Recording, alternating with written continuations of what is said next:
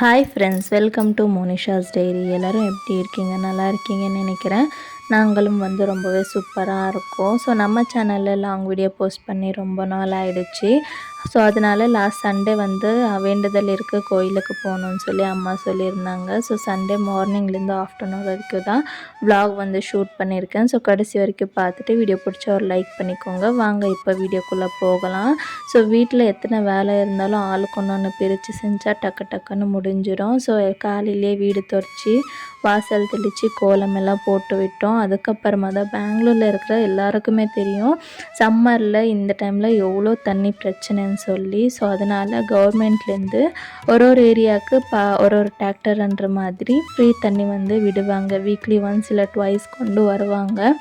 அதுக்கு ஒரு சண்டை போடுவாங்கன்னா அப்படி சண்டை போடுவாங்க தண்ணி பிடிக்கிறதுக்கு. அந்த சண்டையில் நம்ம போய் தண்ணி பிடிச்சிட்டு வரத்துக்குள்ளே நமக்கு போதும்னு ஆகிடும். ஸோ ஹஸ்பண்டும் தங்கச்சியும் தான் வீட்டில் இருக்கிற பெரிய பெரிய பாத்திரத்தில் மேலேருந்து கீழே இறக்கி ஃபுல்லாக தண்ணி பிடிச்சி வச்சுட்டாங்க. அந்த கேப்பில் அம்மா கோயிலுக்கு எடுத்துகிட்டு போகிறதுக்காக கேசரியும் அண்ட் மார்னிங் பிரேக்ஃபாஸ்ட்டுக்காக இட்லி, தொட்டுக்கிறதுக்கு சட்னி, சாம்பார் எல்லாமே ப்ரிப்பேர் பண்ணி வச்சுட்டாங்க. ஸோ நாங்களும் எல்லாம் ஃப்ரெஷ்ஷப் ஆகிட்டு ரெடி ஆகிட்டு பிரேக்ஃபாஸ்ட் எல்லாம் சாப்பிட்டுட்டு கோயிலுக்கு கிளம்பிட்டோம். இந்த கோயிலுக்கு நாங்கள் சின்ன வயசுலேருந்து போயிட்டுருக்கோம். இங்கே தான் அப்பா, மாமா எல்லாருமே வருஷம் மாலை போட்டு சபரிமலைக்கு போயிட்டு வந்துட்டு இருக்காங்க. ஸோ அப்போ பழைய கோயில் இருந்துச்சு இதுக்கு பக்கத்தில். இப்போ அதை அப்படியே இருக்குது. இப்போ இது புதுசாக கோயில் கட்டியிருக்காங்க. ரொம்ப சூப்பராக இருந்துச்சு.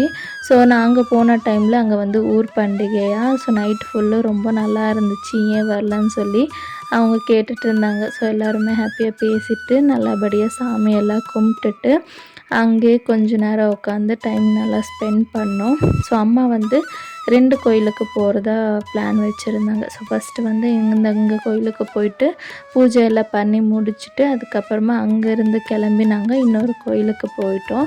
ஸோ இங்கே ஓப்பன் ஸ்பேஸில் தான் இருக்கும் கோயில். இங்கே பூஜை பண்ணுறதுக்கு யாருமே இருக்க மாட்டாங்க. ஸோ நாங்கள் தான் போய் அது எல்லாமே க்ளீன் பண்ணிவிட்டு நம்ம பூஜை பண்ணிவிட்டு வரணும்.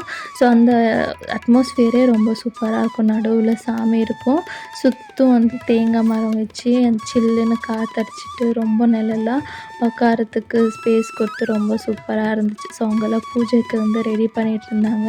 நான் போய் சும்மா ஹராமாக உட்காந்து வேடிக்கை தான் பார்த்துட்டு இருந்தேன். அவங்க பூஜைக்கெல்லாம் ரெடி பண்ணி முடிக்கிறதுக்கெல்லாம் நான் தங்கச்சியை பிடிச்சி வீடியோ தான் ஷூட் பண்ணிகிட்டு இருந்தேன். ஸோ இதை நான் ஆல்ரெடி ஷார்ட்ஸில் அப்லோட் பண்ணியிருப்பேன்.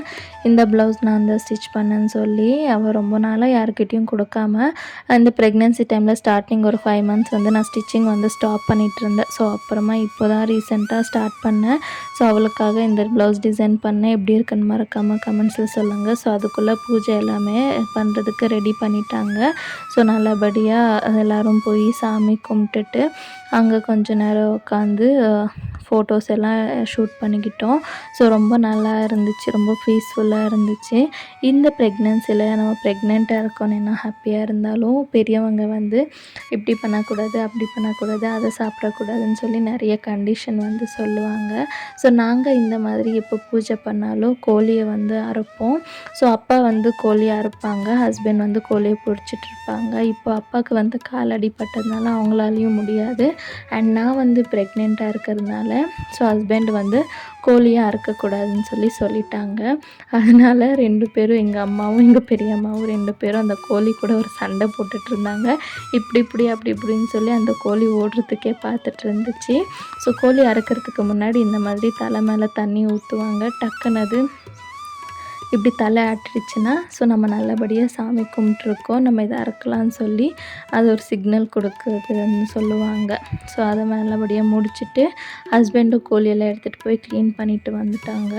இந்த ப்ரெக்னென்சி ஜேர்னி ஸ்டார்ட் ஆனதுலேருந்து எனக்கு ஏனே தெரியல, நானே சிக்கன் பண்ணி சிக்கன் இல்லை மட்டன் எது சமைச்சாலும் நானே சாப்பிட்றதுக்கு சுத்தமாக பிடிக்கவே மாட்டேங்குது. அது இறங்க கூட மாட்டேங்குது. ஸோ அதனால் நாங்கள் பூஜையெல்லாம் முடிச்சுட்டு வரத்துக்குள்ளே ஆல்மோஸ்ட் 1 o'clock கிட்ட ஆகிடுச்சி. ஸோ நான் கிச்சன் பக்கமே போகல.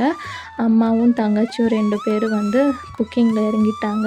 பெரியம்மா வந்து வெஜிடபிள்ஸ் கட் பண்ணுறதுக்கெல்லாம் ஹெல்ப் பண்ணிகிட்டு இருந்தாங்க. நான் போய் ரெஸ்ட்டு தான் எடுத்தேன். ஸோ கோயிலுக்கெல்லாம் போயிட்டு வந்து டயர்டாக இருந்துச்சுன்னு சொல்லி நல்லா ரெஸ்ட் எடுத்துட்டேன். ஸோ அதுக்குள்ளே அவங்க ஒரு 2:30 3:00 லன்ச் எல்லாமே ரெடி பண்ணிவிட்டு கூப்பிட்டாங்க. ஸோ போயிட்டு சூப்பராக லன்ச்சு சாப்பிட்டு மறுபடியும் தூங்கி ரெஸ்ட் எடுத்தது தான் எனக்கு வேலையே. ஸோ லன்ச்சுக்கு வந்து அன்றைக்கி என்ன ப்ரிப்பேர் பண்ணியிருந்தாங்கன்னா biryani, chicken 65, onion raita, cucumber. So இவ்வளோ தான்.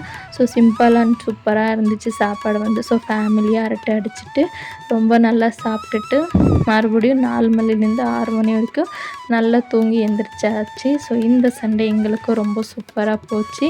இந்த வீடியோ எப்படி இருந்துச்சுன்னு மறக்காமல் கமெண்ட்ஸில் சொல்லுங்கள்.